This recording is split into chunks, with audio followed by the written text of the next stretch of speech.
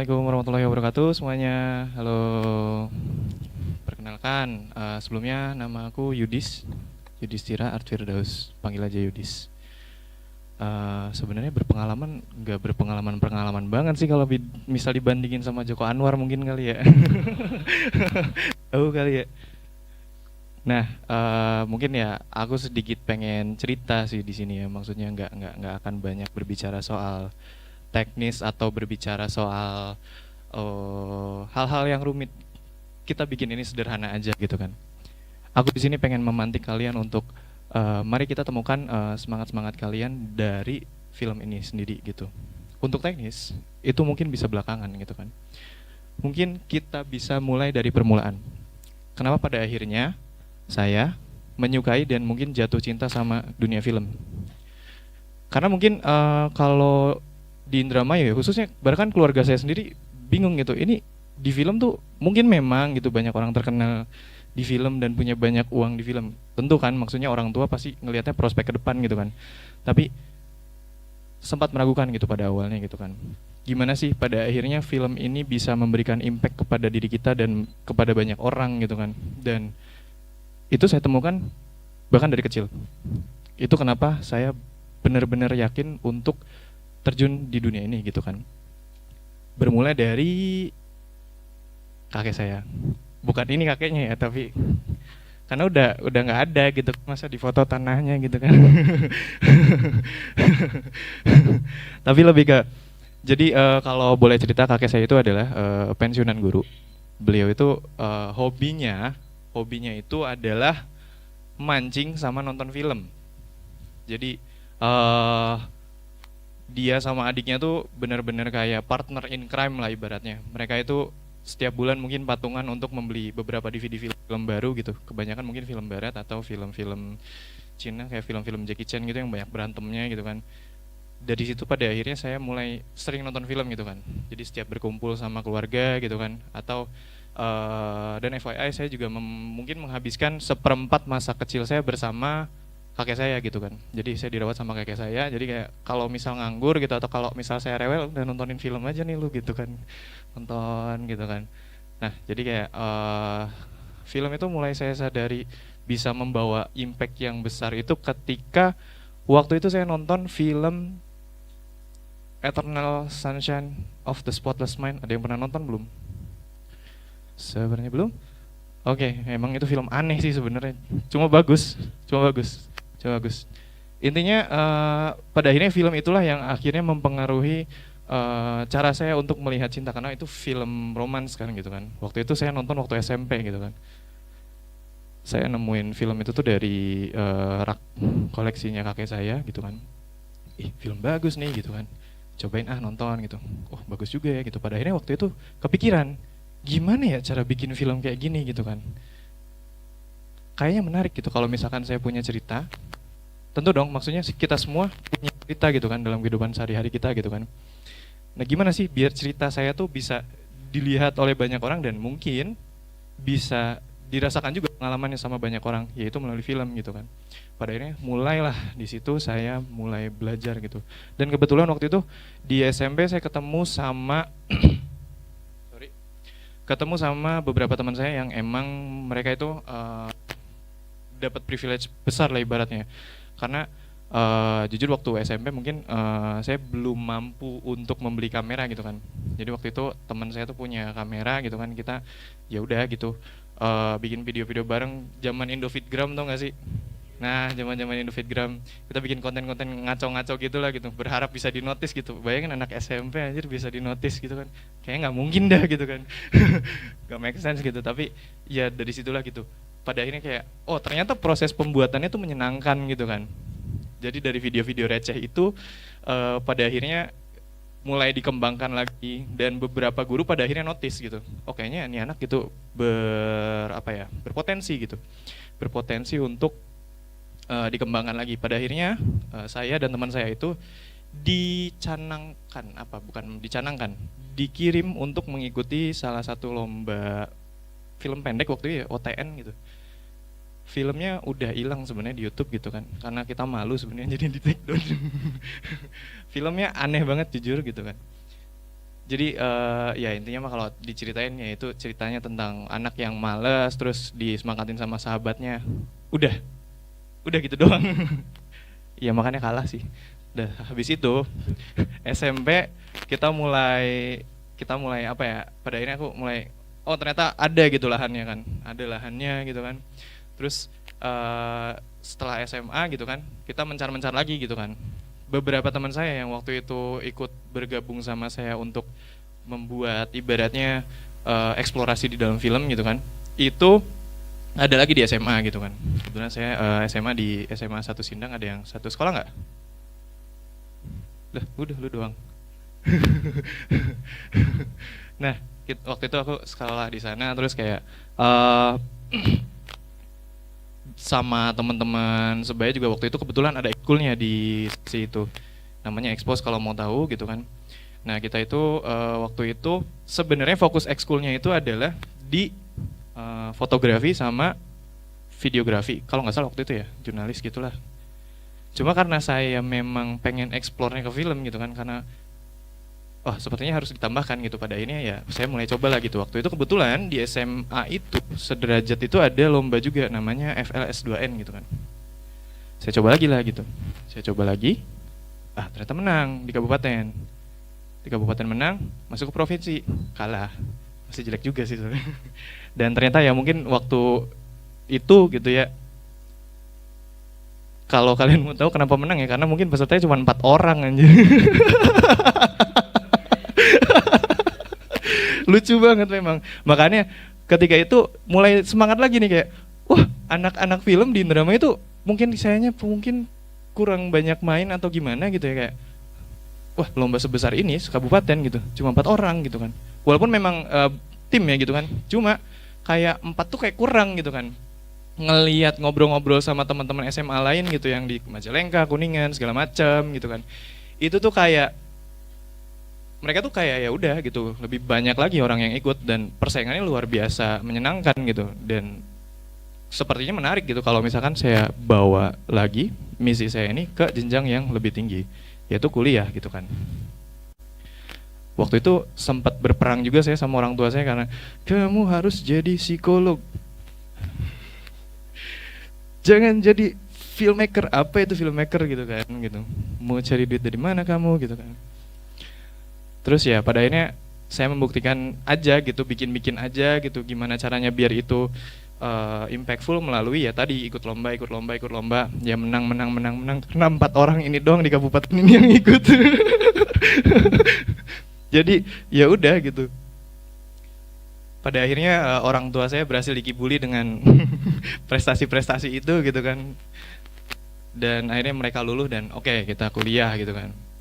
Di kuliah saya mulai melihat lagi, wah ternyata film itu lebih luas lagi teman-teman dan macam-macam lagi gitu.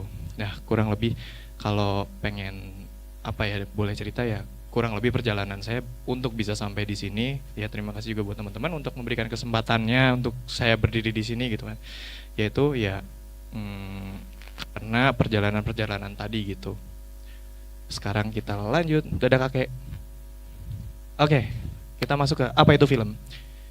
Sebenarnya film itu bisa dimaknai oleh masing-masing individu ya, maksudnya bebas kalian mau memaknai film itu apa aja gitu. Cuma mungkin kalau misal makna teknisnya atau makna yang bakunya itu ya, film itu adalah rangkaian gambar yang menggabungkan unsur naratif dan sinematik dengan hasil akhir berupa karya audio visual.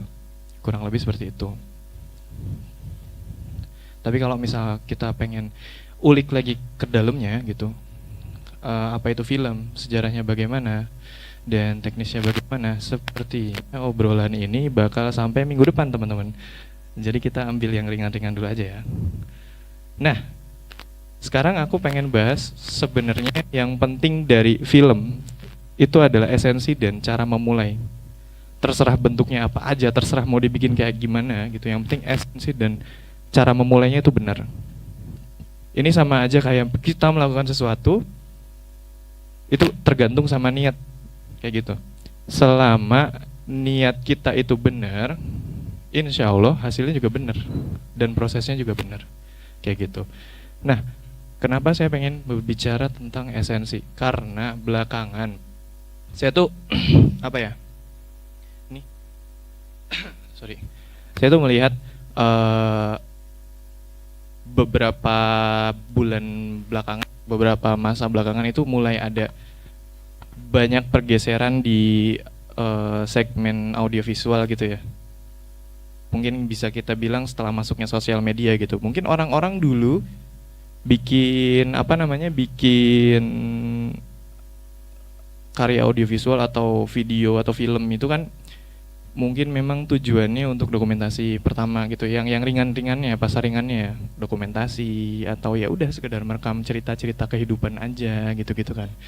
Nah, cuma beberapa tahun belakangan atau ya mungkin let's say di era 10 tahun ke belakang setelah muncul YouTube, Instagram, TikTok dan lain-lain gitu kan, itu tuh mulai unik gitu. Contoh gini, tadi kan aku sempat mention yang namanya naratif sama sinematik ya. Pasti kalian sering banget dengar kata sinematik, ya kan? Nah, aku mulai ngerasa kata sinematik ini mulai disalahgunakan teman-teman. Oke, let's say kalau misalnya sinematik wedding gitu, sorry ya Alip ya. Oh, tapi lebih ke oke, cinematic wedding gitu. Itu masih make sense gitu kalau itu disebut dengan kata sinematik gitu kan. Atau apapun itulah yang sinematik mungkin mulai aneh itu ketika ada yang namanya sinematik vario.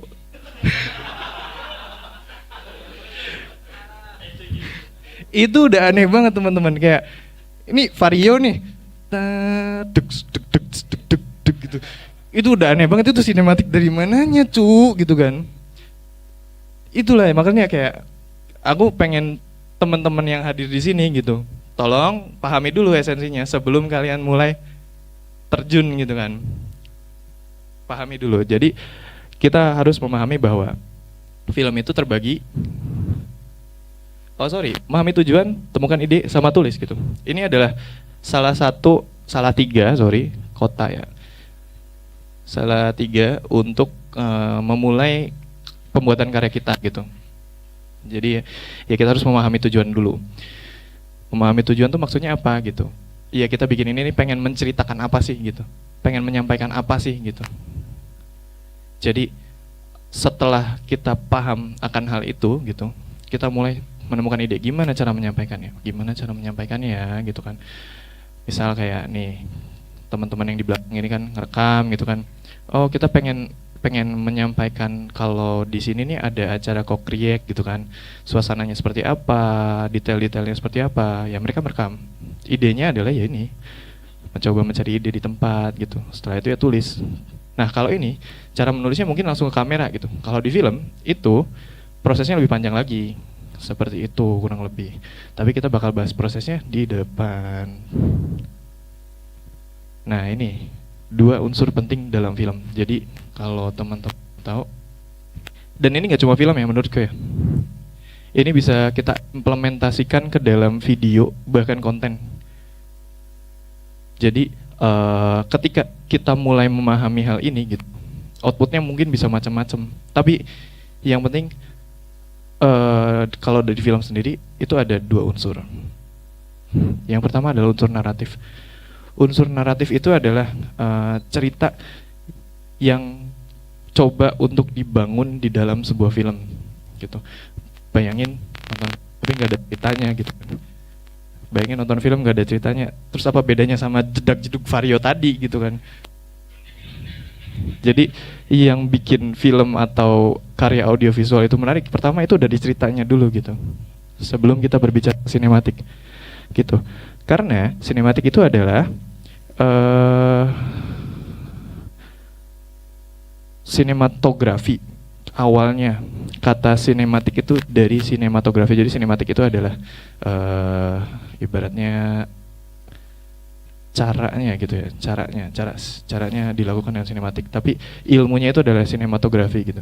Nah, sinematografi ini adalah cara untuk bertutur dan menceritakan film itu gitu.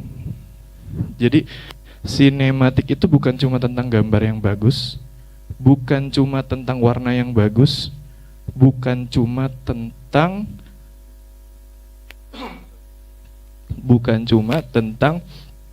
uh, slow mo atau apapun itu gitu kan. Kalau misal itu nggak ada naratifnya, percuma, percuma. Jadi kalau itu ceritanya percuma. Nah, sinematik ini itu adalah jembatan supaya penonton bisa merasakan pengalaman dari cerita kita. Contoh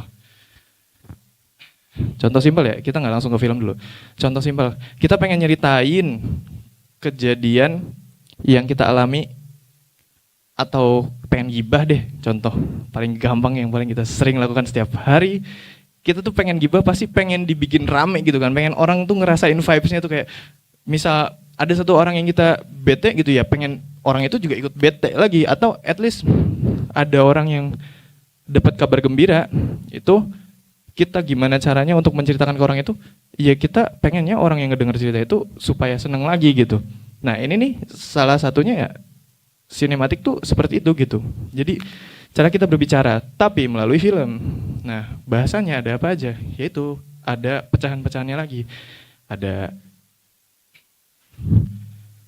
Ada komposisi mungkin, ada visual, ada audio, ada sound, macam-macam lah gitu. Nah itu mungkin bisa dibicarakan di forum yang lebih dalam lagi gitu. Karena ya itu bisa sampai subuh bro. Banyak. Jadi intinya ketika kita membuat film tuh jangan lupakan yang namanya unsur naratif. Buat cerita yang menarik mungkin. Buat cerita yang sangat mungkin. Dan lebih menarik lagi, sesederhana mungkin tapi ngena. Itu tuh yang jadi poin plus. Jadi kita nggak usah mikir-mikir yang ribet-ribet, tapi sederhana aja gitu dari kehidupan sehari-hari. Kita capture, kita ingat, terus kita sampaikan melalui film atau video gitu kan. Nah setelah itu gimana cara menyampaikannya? Ya dengan unsur sinematik ini gitu. Nah ini yang tadi ya, sinematik itu bukan cuma tentang membuat visual yang bagus, video slow mo selembut mentega atau transisi yang keren, tapi tentang bagaimana cara kita memadukan semua hal teknis di dalam film atau video untuk menyampaikan cerita kepada penonton. Jadi ini semua tentang timing, semua tentang hal-hal teknis yang kita susun kayak simfoni musik gitu. Seperti itu. Jadi anggaplah visual-visual atau teknis-teknis kamera ini tuh kayak tangga nada gitu atau alat musik. Nah kita memainkannya di sinematik. Sinematik juga bukan istilah ngos-ngosan sih aja. Sinematik juga bukan istilah untuk menyebutkan video konten yang menyerupai film. Sinematik juga bukan istilah untuk menyebutkan video konten yang menyerupai film. Sinematik adalah cara kita bercerita. Itu poin ini. Oke. Sebelumnya sampai sini ada yang ngantuk nggak? Aku pengen nanya dulu sih ke teman-teman, boleh nggak sih sedikit diceritain kenapa pada akhirnya teman-teman tertarik dan pengen duduk di dalam sini gitu kan?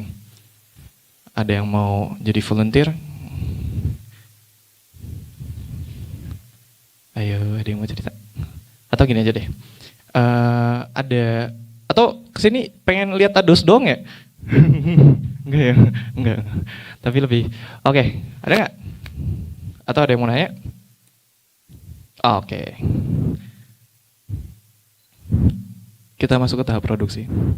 Nah, sebelum kita masuk ke tahap produksi, jadi di dalam film itu ada yang namanya triangle system. Oke. Triangle system ini adalah orang-orang yang pada akhirnya menjadi pemimpin dan memanage semua produksi film itu. Sutradara ini dia itu kalau misal ibarat kapal ya, dia itu adalah nahkodanya.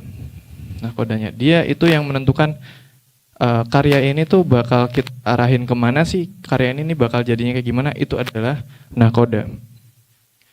Nah, kalau ibarat kapal lagi, produser ini ibarat juragan kapalnya, sing duwe duit, sing ngatur duit, yang ngatur jadwal.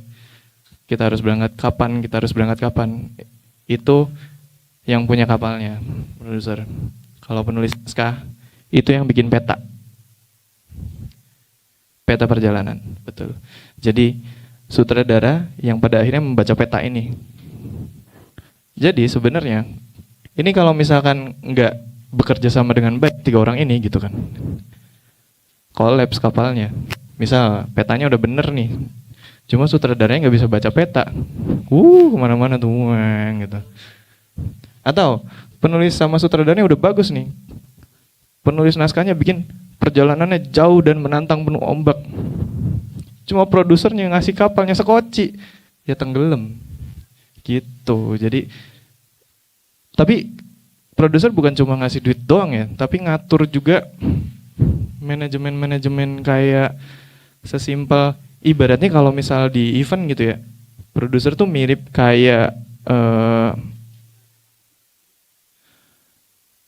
apa ya, event yang gampang kayak apa ya, kayak ininya lah, ibaratnya kayak promotor. Nah, produser itu promotornya gitu. Jadi dia yang nge-hire orang untuk ngebantu 2 orang ini nih gitu. Nah, itu nanti di bawah-bawahnya macam-macam lagi. Sutradara ini nanti dibantu ada asisten sutradara, ada, kalau camper itu dia masuknya ke, oh iya menarik nih. Jadi dari 3 ini nih sebenarnya ada lagi divisinya gitu. Nah, divisinya ini itu ada, mungkin sederhananya kita bilang ada 4 dulu aja ya. Ada divisi kamera, itu yang ngatur teknis kamera. Terus ada divisi artistik, artistik itu yang ngatur ibaratnya dekorasi, set segala macam gitu kan. Terus ada yang namanya divisi lighting. Biasanya kalau lighting itu nyatu sama kamera, kadang juga dipisah. Tapi yang paling krusial sendiri tuh adalah sound gitu. Ada sound, sama terakhir make up sama wardrobe gitu ya. Itu buat bikin sederhananya gitu. Jadi dari divisi-divisi itu nanti dipecah-pecah lagi tuh, ada anggotanya, ada yang tugasnya ini, ada yang tugasnya itu gitu. Saya punya cerita. Jadi produser itu punya tim ya. Produser itu punya tim yang ngatur lokasi, namanya manajer lokasi. Saya pernah ditangkap polisi guys, kalau mau tahu. Di Jogja waktu itu, saya dijadiin manajer lokasi untuk syuting tugas akhirnya cutting saya gitu. Jadi waktu itu lokasi syutingnya itu ada di wilayah keraton. Nah, di wilayah keraton yang memang sulit sekali perizinannya gitu kan. Nah, waktu itu saya bekerja dengan salah satu teman saya juga gitu. Kita bagi tugas. Saya itu untuk ngatur di wilayah kota gitu.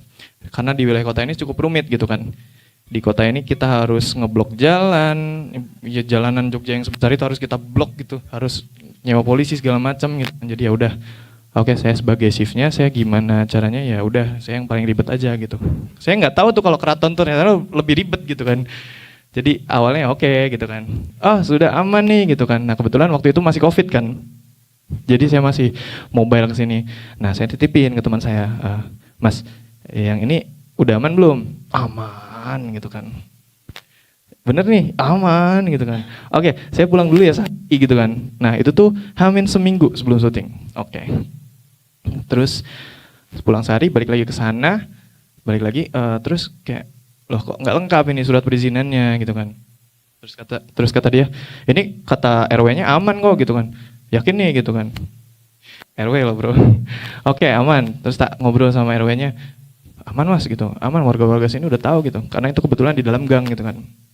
Ya udahlah, nggak apa-apa lah gitu kan, kita coba aja. Karena produserku juga bilang oke, udah aman gitu. Ya sudah gitu. Di hari H saya sedang asik-asik nongkrong gitu kan, datanglah polisi dengan 5 motor trailnya, teriak, mana kopnya gitu kan.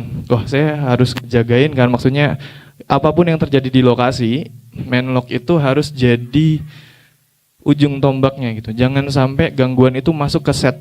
Jadi Menlok itu yang harus ngejagain mau preman, mau polisi, segala macam gitu. Jadi harus dijagain jangan sampai dia ngeganggu set. Nah, saya waktu itu langsung di kantor polisi, terus dimarahin, kok mungkin nggak sopan sekali gitu. Iya pak gitu. Terus saya bilang, ah nih teman saya nih, aman-aman aja gitu kan. Tapi ya sudah lah gitu. Seru juga sih ternyata, tapi nggak mau lagi sih. Seperti itu, jadi di bawah ini macam-macam gitu. Nah, kurang lebih seperti itu. Nah, kalau teman-teman mungkin mau tahu lebih banyak tentang teknis filmnya, mungkin bisa klik link di bawah ini gitu. Nggak. Kita coba lebih apa ya? Buat ini sederhana dulu aja ya, gitu kan. Nanti mari kita buka ruang diskusi untuk hal-hal yang lebih rumitnya lagi gitu. Seperti itu. Oke. Nah, proses pembuatan film itu dibagi jadi 3. Ada yang namanya praproduksi. Praproduksi itu adalah proses persiapan dari pembuatan film itu sendiri gitu. Praproduksi itu dimulai dari penulisan naskah. Sebenarnya penulisan naskah juga ada prosesnya lagi, ada macam-macam gitu, brainstorming, ada yang sambil jongkok gitu kan, ada yang sambil kayang gitu kan.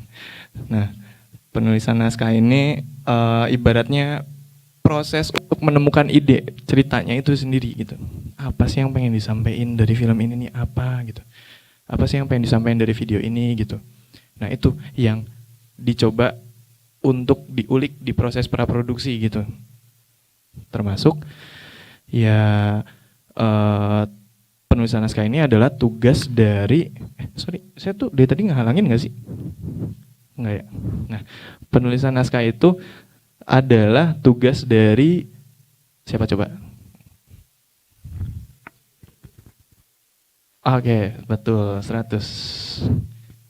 Nah, tugasnya dari scriptwriter, tapi nggak menutup kemungkinan kalau scriptwriter sama sutradara ini sama produser ini saling sharing ide gitu, karena mereka pada akhirnya yang apa ya, saling menentukan gitu.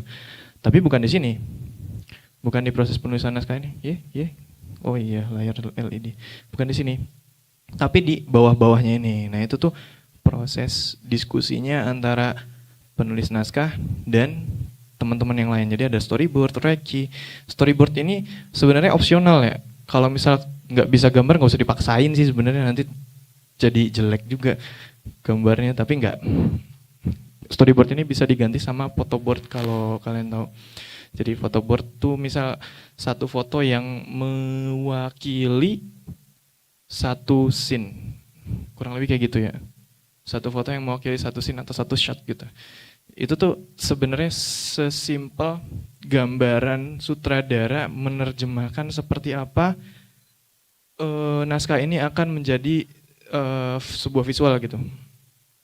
Jadi nggak mungkin kan sutradara harus ngejelasin secara lisan terus kan gitu, karena produknya itu adalah audiovisual gitu kan. Jadi kadang ada yang kayak misal ceritanya masa nggak mungkin sutradaranya ya yang penting kayak gitu gitu, nggak mungkin. Jadi nerjemahinnya di foto terus, nah gambarnya tuh kayak gini nanti, nah nanti kru-kru yang lain menerjemahkan, oh berarti lightingnya kayak gini, oh berarti kameranya kayak gini gitu. Nah nanti dari storyboard itu dilanjutin ke reki. Reki itu pencarian lokasi gitu. Jadi lokasinya itu dicocokin sama storyboard. Kira-kira lokasi mana sih yang cocok sama storyboardnya dari sutradara ini gitu. Kalau misalkan storyboardnya oke, ada di jembatan gitu, oke kita cari jembatan yang cocok gitu. Habis itu casting. Casting ini bagian dari cast director, itu bawahannya sutradara. Jadi dia itu tugasnya untuk menyamakan karakter dengan aktor gitu. Jadi kita nyari aktor ibaratnya. Aktor mana sih yang cocok gitu. Kurang lebih kayak gitu. Habis itu ada reading. Setelah ketemu aktornya nih, kita ajak ngobrol. Di bro, kita tuh pengen bikin film. Filmnya kayak gini, naskahnya kayak gini. Yuk kita coba baca yuk. Nah kayak gitu. Reading tuh banyak lah gitu. Bisa berulang-ulang gitu kan. Nah, saya silindris Pak, sorry.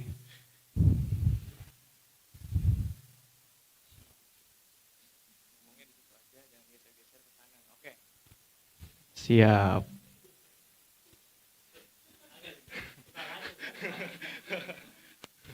Oke, jadi setelah reading itu ada sebelum syutingnya ada namanya rehearsal. Kita latihan. Jadi biar semua kru bisa apa ya, bisa paham. Kita tuh pengen bikin kayak gimana itu ada latihan di rehearsal gitu, teman-teman. Sampai sini ada yang ditanyakan? Oke, nanti aja. Nanti. Proses produksi. Ya udah syuting sih sebenarnya ini perekaman gitu. Nah, tapi di dalam produksi itu biasanya ada file organizing. File organizing. Lebih ke kalau kita nyebutnya biasanya DIT gitu kan. DIT ini ibaratnya ya ngopi paste file dari memori lah gitu. Ibaratnya kan film itu kan berjam-jam gitu ya kita ngerekamnya dan banyak banget klipnya. Jadi nggak mungkin satu memori itu akan cukup gitu kan. Jadi kita bakal switch memori gitu kan. Apalagi misal dia ngerekamnya 4K, 10 bit, 422 gitu-gitu kan atau 8K gitu. Jadi kita bakal tetap ngopi paste gitulah, gitu, nge-backup ibaratnya. Nah, ini tugasnya nanti di IT namanya. Nah, setelah itu masuk ke proses editing. Di proses editing ini itu juga dibagi jadi 3 tahap. Ada offline, ada online, ada sound design.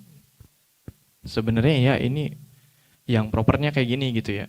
Tapi ya kalau misalkan buat konten atau film ngapain proper gini ya, setahun jadinya. Kalau offline editing tuh ibaratnya kita ngejahit. Jadi beberapa klip yang udah ada gitu kan, yang beberapa klip yang udah jadi, yang udah kita shoot itu kita jahit tapi masih dalam bentuk rough cut gitu. Rough cut tuh ya potongan kasar, kira-kira gambaran-gambaran yang udah disatuin dulu aja gitu. Nah, setelah itu masuk ke online editing gitu. Di online editing ini gitu, itu kita bikin VFX. Misal ada ya kayak film film Indosiar gitu yang ada naga-nagaannya gitu kan. Itu masuknya ke online tuh yang bikin naga-nagaannya tuh VFX atau coloring gitu. Jadi kita ngewarnain filmnya. Nah, kenapa masih coloring? Biasanya gitu kalau film-film yang besar gitu, itu tuh kalau teman-teman tahu gambarnya tuh flat. Jadi abu-abu.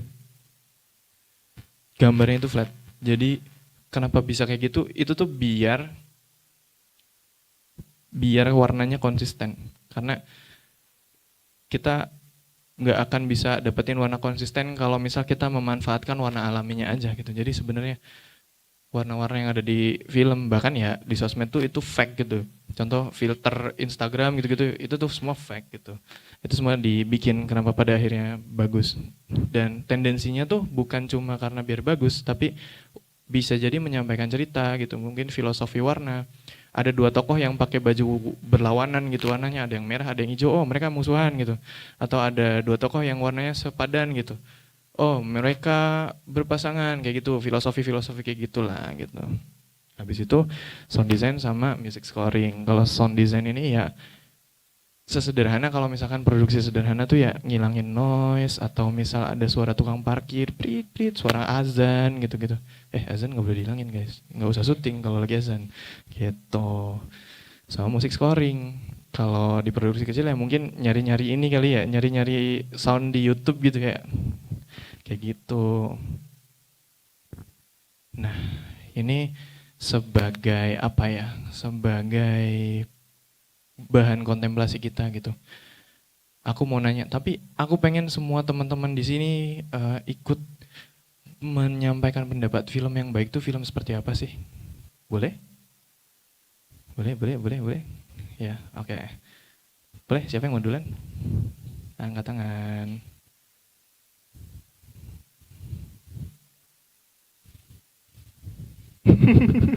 Nggak ada. Oke, dari aku dulu ya. Film yang baik. Kalau menurutku film yang baik itu adalah film yang bisa diingat oleh penontonnya. Apapun filmnya. Film yang baik itu adalah film yang bisa diingat. Dan film yang ketika tujuannya pengen menginspirasi, let's say gitu ya. Pengen menginspirasi ya orang setelah nonton itu tuh terinspirasi gitu. Atau ketika film horor orang pengen nakut-nakutin, ya ketika orang nonton video atau film itu, ya orang takut gitu. Nah itu tuh berarti karya itu tuh baik gitu. Kurang lebih kayak gitu kalau menurutku. Kalau menurut teman-teman kayak gimana? Adakah?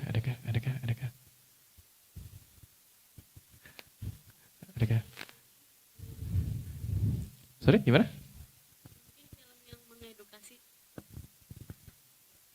Iya, betul. Mengedukasi.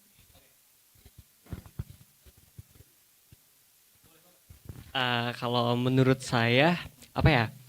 Ketika kita membuat film dan apa ya, hasilnya, outputnya itu sesuai dengan apa yang kita mau as a producer gitu. Terus kita hasilnya itu sesuai apa yang kita mau, dan orang dan apa ya, audiensnya juga menerima apa yang sesuai dengan tujuan kita di awal tadi. Mungkin dari saya itu sih, Kak. Ada lagi? Iya nggak apa-apa, maksudnya film yang bagus tuh filmnya ya dalam bentuk juga nggak apa-apa, filmnya si ini, filmnya si itu gitu. Enggak? Oh, belum ada lagi. Boleh, mangga. Kalau menurut saya sendiri, kalau film yang baik itu yang punya ciri khasnya masing-masing sih mas. Kayak misalkan film horor kan kayak Joko Anwar gitu ya. Dia identik banget sama beberapa scene yang khas gitu dari yang dia buat gitu sih mas.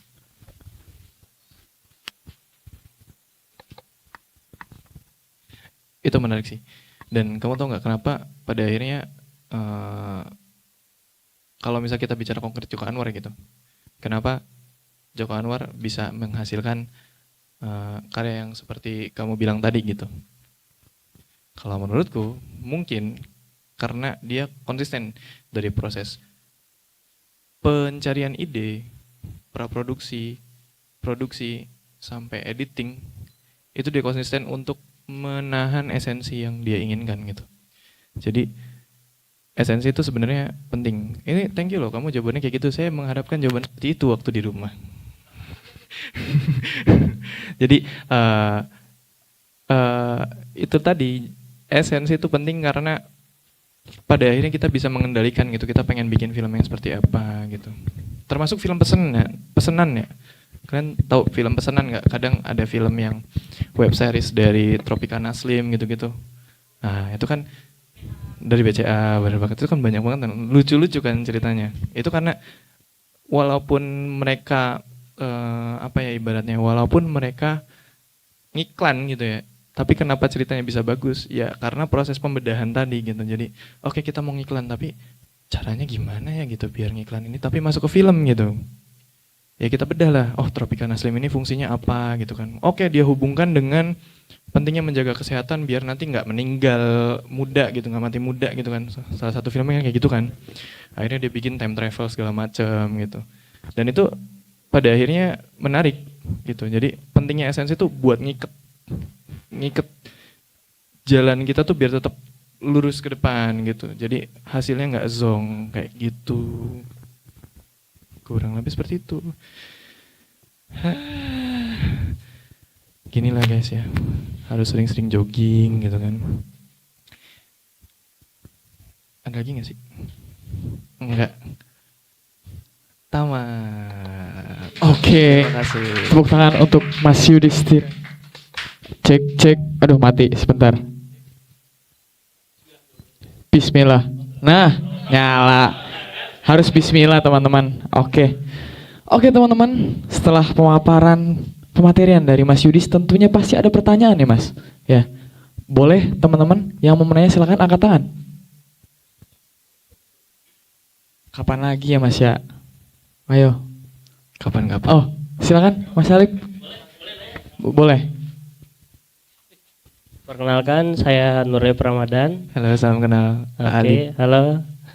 Kalau minimalnya untuk pembuatan film tuh budgetnya berapa ya? Minimal banget. Soalnya kita tahu kalau proses pembuatan film tuh produksiannya gede banget. Nah, minimalnya berapa Mas?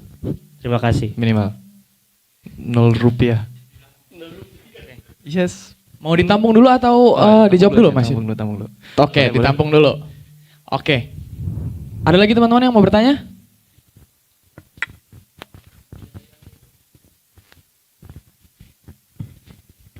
Ada lagi guys? Oke, sepertinya langsung dijawab aja. Langsung Mas jawab dulu Yudi. kali ya? Ya. Iya, 0 rupiah.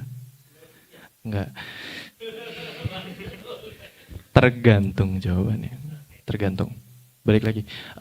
Output filmnya tuh mau bikin film apa gitu. Jadi untuk layar lebar. Kalau misal untuk layar lebar, balik lagi. Itu tuh jadi budget itu aku pernah dengar satu kalimat dari mentorku, nggak ada budget minimal, nggak ada budget maksimal untuk membuat sebuah film. Pasti kurang. Pasti kurang berapapun uangnya. Karena film itu tuh salah satu ibaratnya bidang seni yang menggabungkan semua unsur kesenian gitu. Macam-macam, bayangin ya kita videonya aja gitu kan. Videonya aja udah berapa, musiknya aja udah berapa gitu. Macam-macam. Dan tergantung ceritanya juga gitu. Jadi kayak apalagi berkaitan sama ide gitu. Jadi yang menarik itu adalah gimana tujuan film itu kan sebenarnya merecreate kehidupan nyata kan gitu kan. Mencoba untuk membangun ulang dan menangkap dan menyampaikan pengalaman melalui dari dunia nyata melalui film gitu kan, lewat layar gitu kan.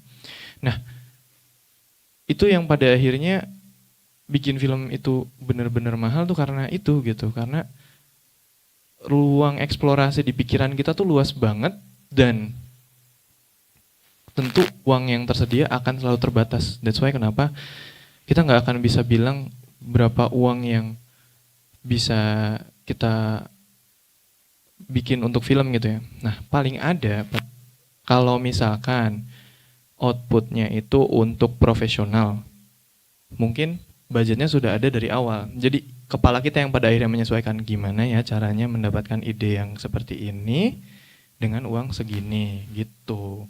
Nah, kalau untuk lahan independen gitu ya kayak kita-kitaan ya sebisa mungkin, seminimal mungkin gitu. Kalau mau boncos ya silakan gitu. Cuma kalau kita-kitaan yang masih mahasiswa gitu yang pengen bikin-bikin aja ya udah minim banget gitu.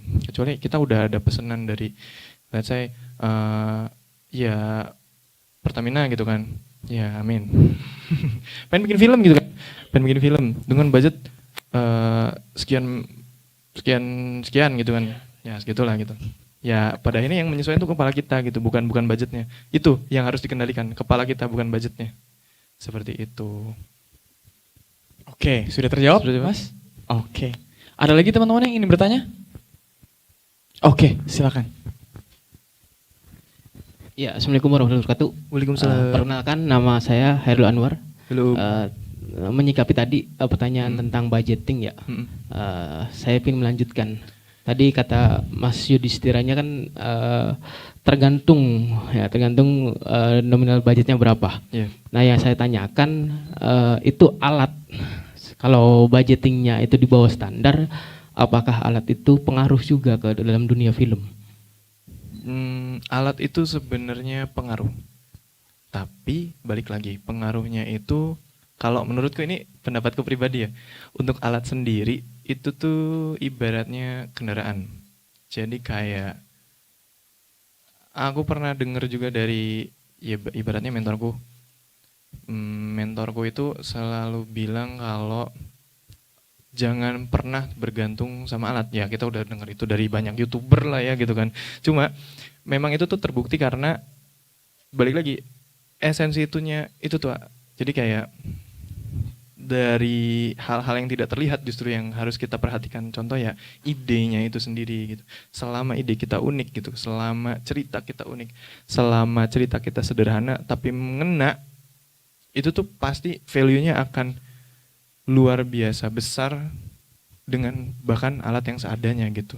Jadi pada akhirnya ketika ide itu bisa kita kendalikan gitu kan, insya Allah untuk mengendalikan alatnya juga bisa gitu. Jadi lahan kreativitas kita yang ditempa di situ gitu.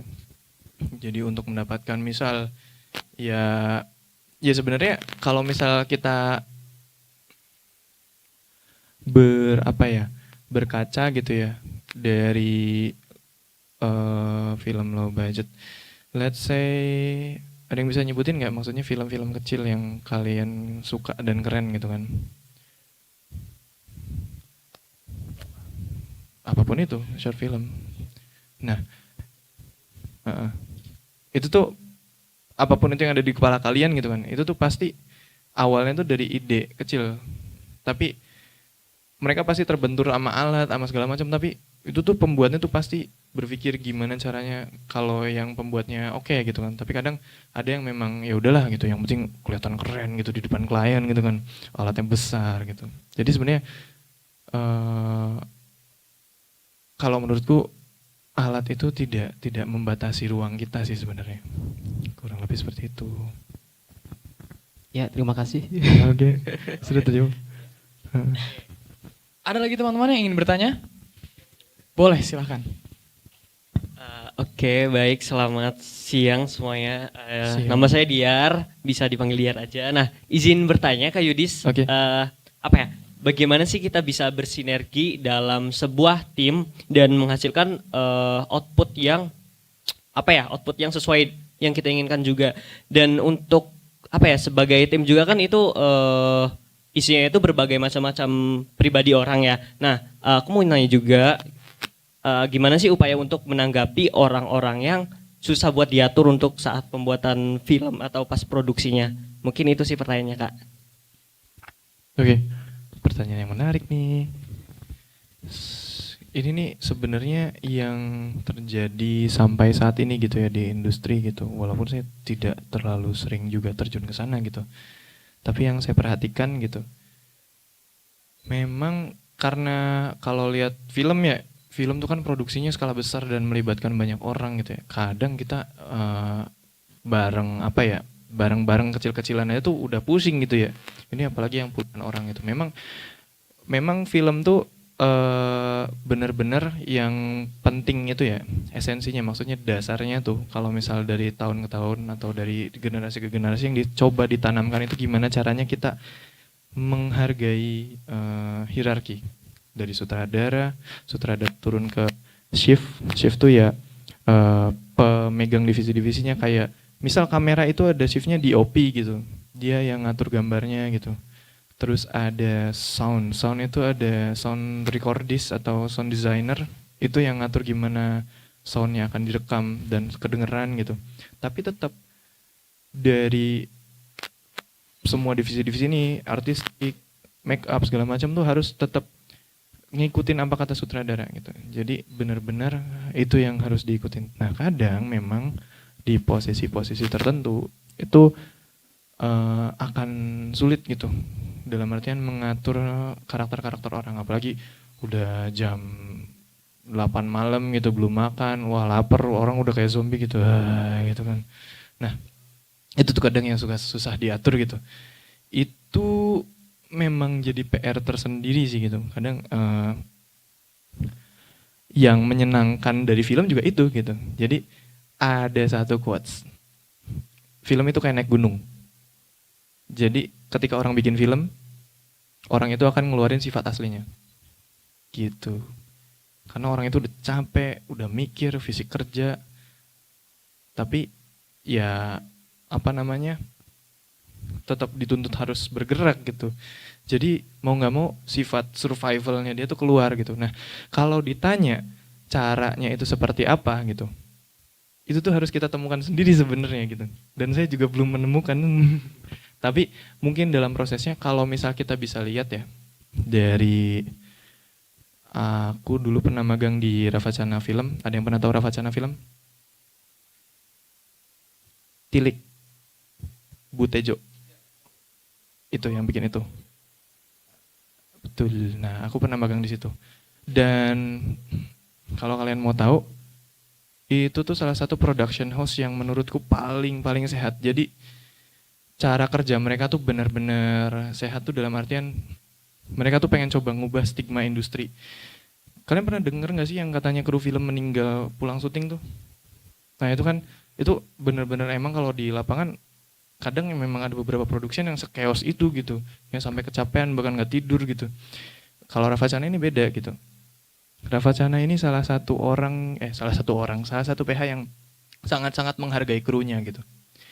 Jadi kalau cara Ravacana itu adalah gimana caranya orang itu merasa syuting tapi lagi di rumah gitu. Dimulai dari gastrodiplomasi, dikasih makanan-makanan enak. Itu pertama. Jadi setiap mereka syuting, makanan-makanannya tuh selalu makanan-makanan yang enak dan sudah pasti dari catering nomor 1 di Jogja gitu, misal kayak gitu. Nah, jadi bisa pakai strategi itu tuh.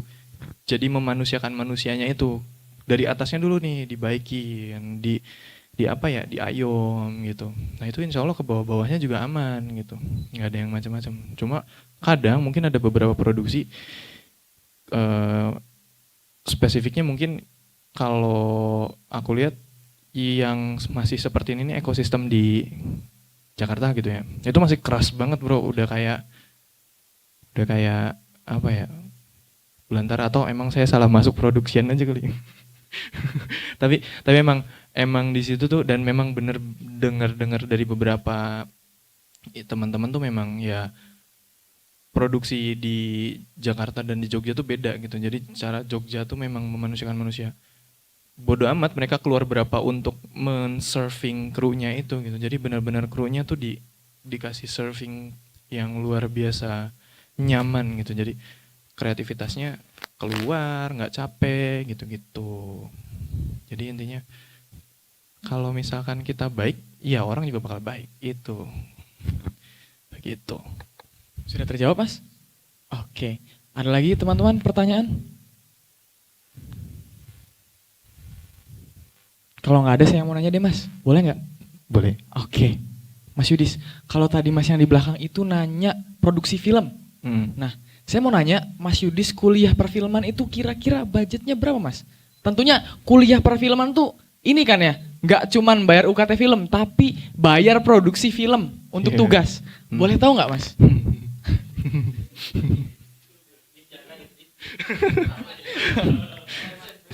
Ini mikrofon pelunas utang atau gimana?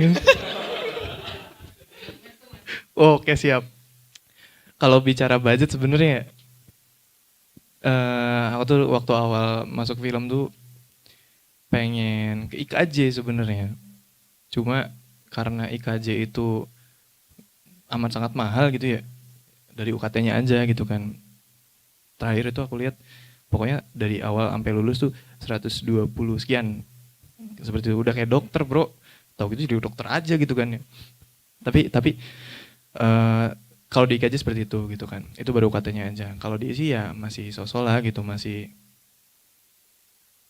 kayak Polindra atau nggak sih? UKT. Serius?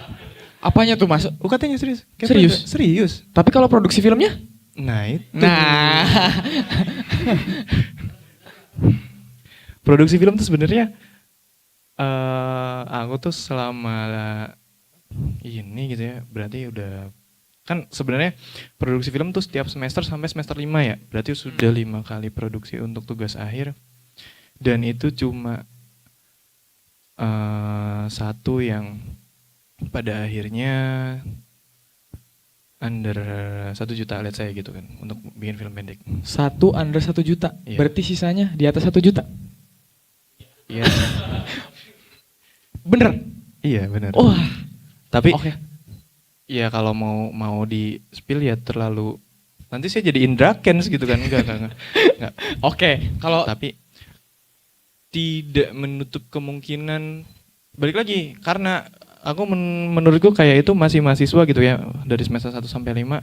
Jadi teman-temanku tuh masih pada, apalagi teman-teman di Jogja tuh teman-teman dari daerah yang masuk ke Jogja gitu, teman-teman yang nggak ada apa-apa di daerahnya, tiba-tiba banyak sewaan kamera gitu. Jadi nyobain banyak alat gitu.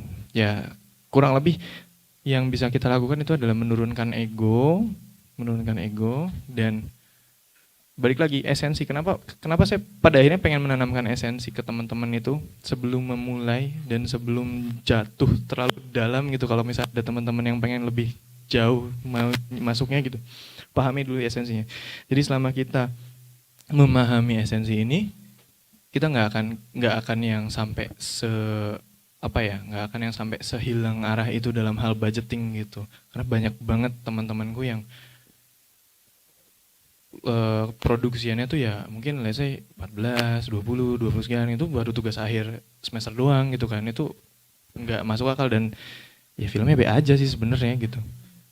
Gitu. Jadi Oke. film tuh nggak tergantung budget, bro. Gimana cara kita memanagenya Mas? Yes, betul. Oke. Baik, terima kasih Mas. Sudah terjawab. Oke. Ada lagi pertanyaan teman-teman? Oke, ada lagi? Oke, silakan Mbak. Assalamualaikum warahmatullahi wabarakatuh. Waalaikumsalam warahmatullahi wabarakatuh. Perkenalkan, nama saya Mega Apriliani. Halo. Kak, saya mau izin bertanya. Nah, kan di film itu ada fiksi dan non fiksi kan? Yes. Nah, jadi tuh bagaimana tuh cara kita tertarik dengan film tersebut? Kayak diri kita tuh kayak mampu kita tuh mau bikin film, tapi kayak kitanya tuh kayak ya insecure, kayak kita tuh nggak sebagus yang film misalkan yang mereka tampilkan gitu. Jadi tuh kayak diri aku tuh mau bikin film tuh gimana tuh caranya tuh biar percaya diri kayak gitu. Oke, terima kasih. Oke, terima kasih.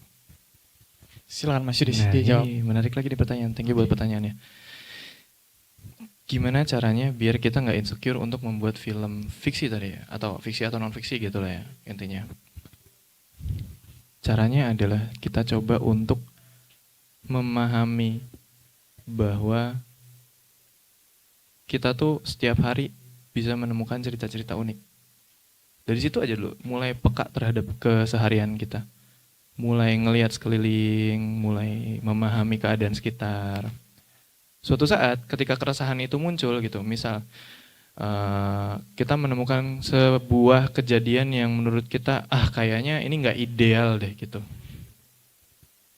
Kita resah, pada akhirnya, kita coba sampaikan keresahan ini, kayak gitu. Tapi mulai dari hal kecil aja nggak apa-apa. Jadi kayak ya kalau misal kata orang-orang kan sesuatu yang besar itu datang dari hal kecil gitu kan. Mulai aja dari hal kecil kayak misal pengen bikin film, ya udah publish aja dulu misal pelan-pelan di Instagram, di sosial media yang ada gitu. Atau kalau nggak ada yang mau nonton bikin Instagram baru, jangan nge-follow apa-apa di private gitu. At least kayak gitu aja dulu. Pun nggak ada yang nonton, atau orang tua kita yang nonton, atau adik kita yang nonton yang masih bayi juga nggak apa-apa. Cobain aja dulu cuy. Cobain aja dulu. Nah, biasanya nanti kita mulai terpantik itu ketika mulai melihat impact-nya gitu. Dimulai dari hal kecil. Jadi urusan bagus nggak bagus sebenarnya tuh yang nggak bagus itu adalah pemikiran itu sendiri gitu. Jadi semuanya tuh sebenarnya bagus gitu ketika niatnya bagus. Tapi bukan berarti film itu harus isinya keresahan doang gitu ya. Ya hal-hal kecil yang menurut kita kayaknya baik deh kalau misal orang-orang tahu cerita ini gitu-gitu. Sesimpel misal tadi misal motorku bannya bocor gitu. Setelah bannya bocor, aduh susah banget nyari tukang tambal bannya. Akhirnya motornya aku gotong gitu kan. Yang sesimpel itu aja gitu. Jadi kayak dari kehidupan sehari-hari dicoba, ditangkap, didokumentasikan dulu. Jadi sebelum masuk ke creating, dokumentasiin dulu gitu. Dokumentasiin dulu aja. Nah habis itu disusun, dijadiin cerita gitu. Nah baru habis itu masuk lagi ketika kita sudah mulai sudah mulai willing untuk memperdalam itu, masuk lagi ke dalam. Karena ini menarik. Jadi ini bukan bukan ingin membuat teman-teman sekalian itu merasa overthinking atau apa, cuma memang dunia film itu masih ibaratnya untuk saat ini masih kurang keren lah gitu. Mungkin karyanya keren kalau yang terkenal gitu kan, kalau yang nggak terkenal tuh kayak kurang keren buat orang-orang tuh karena ya kerjaannya kelihatannya nggak jelas gitu kan.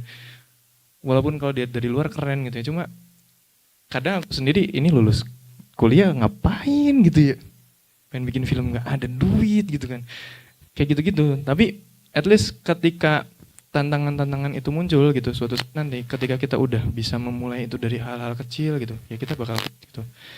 Jadi kenapa esensi itu tuh penting? Biar kita kuat ke depannya buat teman-teman yang pengen survive di dunia film gitu. Kurang lebih kayak gitu. Mulai aja dulu.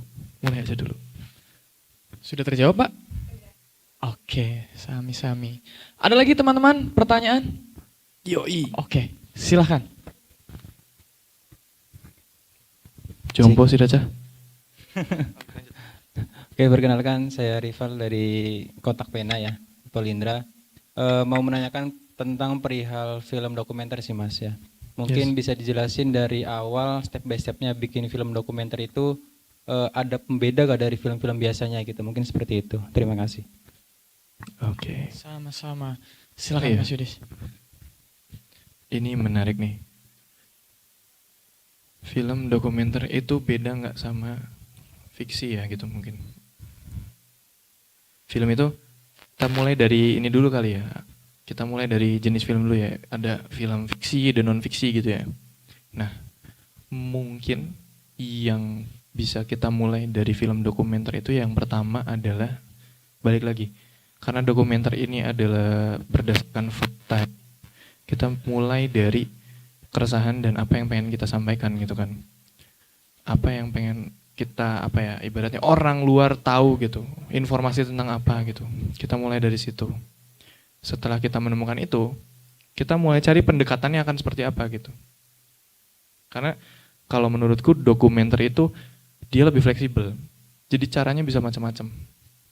Bisa macam-macam dan bisa luas banget caranya gitu.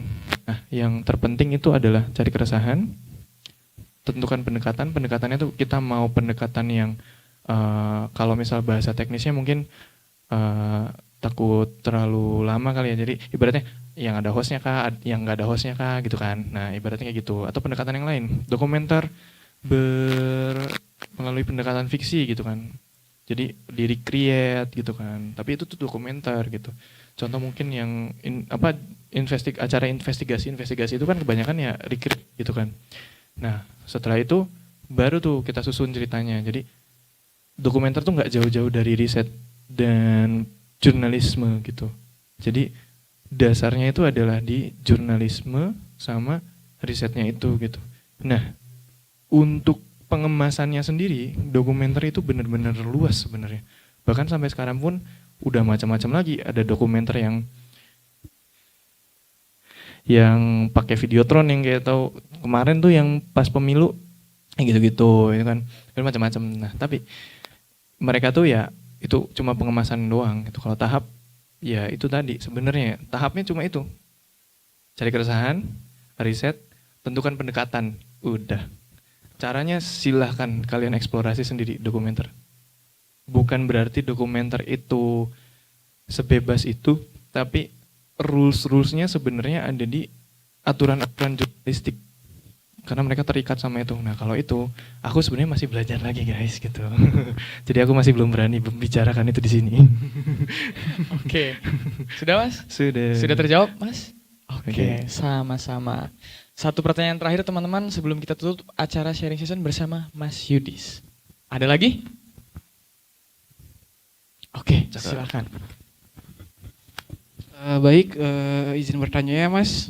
Oke, saya menjawab. Kalau tadi di materi yang Mas sudah bawakan kan di film itu ada 2 unsur penting ya. Yep. Itu unsur sinematik sama naratif. Naratif. Nah, ini mungkin mau nanya aja sih, kalau misalkan semacam kata orang-orang itu yang sekarang ya, ada semacam video yang isinya foto slide sama musik doang, itu masuknya dokumenter atau bukan ya Mas? Itu cuma mau tahu aja sih, penasaran. Menurut Mas tuh gimana ya? Soalnya menurut saya sendiri tuh kayak bukan film ya gitu. Tapi kalau menurut Mas gitu yang sekarang berkecimpung di dunia film itu gimana sih? Pandangan Mas. Kalau pertanyaan itu film atau bukan? Kayaknya bukan. Soalnya Jelas bukan gitu, sekarang banyak yang melabeli hal itu tuh dokumenter gitu. Nah, itu misleading kah atau emang termasuk gitu? Sebenarnya itu kalau menurutku salah satu misleading. Entah misleading atau memang ketidaktahuan komunal gitu yang tiba-tiba bareng-bareng tidak tahu bareng-bareng gitu kan. Ya, kalau misal berbicara itu sebenarnya itu tuh salah satu produk audiovisual memang gitu kan. Ada audio, ada visual gitu. Mungkin bisa dikatakan sebagai video gitu, tapi nggak bisa dikatakan sebagai film. Karena balik lagi, dia punya unsur naratif nggak atau unsur sinematik nggak gitu. Karena yang kulihat di situ ada unsur naratifnya mungkin ya. tapi nggak punya unsur sinematiknya. Dia nggak memadukan semua unsur gitu. Dia cuma memanfaatkan visual sama audio doang gitu. Ya udah video, bukan sinematik. Tapi kalau sinematik atau film itu memanfaatkan semua unsurnya, timing ataupun strukturnya, tangga dramatisnya gitu-gitu, macam-macam. Jadi sebenarnya kartu yang dimainkan di film tuh sangat kompleks gitu. Nah, ketika itu sesederhana itu, ya berarti itu bukan film gitu. Bukan berarti itu mendiskreditkan ya, tapi ya kalau misal ditanya ya bukan film gitu. Seperti itu. Oke, sudah terjawab Mas? Oke, terima kasih. Setelah beberapa pertanyaan tadi, kita sepertinya cukup ya Mas untuk acara sharing session. Ada? Udah ngos-ngosan? Enggak. Aman. Oke. Mungkin Oke, terima aku kasih, Mas terakhir ya, Yudis. kalau Silakan. misalkan teman-teman mungkin ada yang benar-benar penasaran dan pengen tahu lebih lanjut, itu nggak masalah, silakan tanya aja, silakan tanya langsung, silakan hubungi saja gitu. Kalian bisa hubungi saya di nomor enggak. Kalian bisa langsung Nggak ada. DM Instagram pribadi saya atau ke IG Watsin gitu-gitu, bebas gitu. Jadi silakan tanyakan aja. Oke, thank you. Oke, terima kasih Mas Yudis. Boleh dong tepuk tangan untuk Mas Yudis teman-teman. Terima kasih.